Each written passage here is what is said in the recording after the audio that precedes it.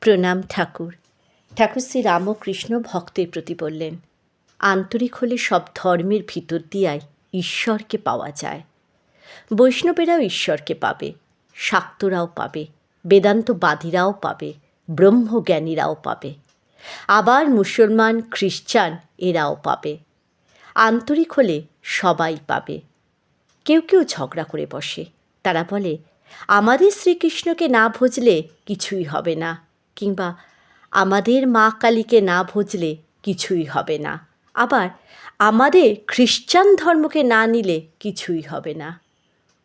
ঠাকুর বললেন, এসব বুদ্ধির নাম মতুয়ার বুদ্ধি, অর্থাৎ আমার ধর্মই ঠিক আর সকলের মিথ্যা। এ বুদ্ধি খারাপ। ঈশ্বরের কাছে নানা পথ দিয়ে পৌঁছানো যায়। আবার কেউ কেউ বলে ঈশ্বর সাকার, তিনি নিরাকার নন। এই বলে আবার ঝগড়া। যে বৈষ্ণব সে বেদান্তবাদীর সঙ্গে ঝগড়া করে।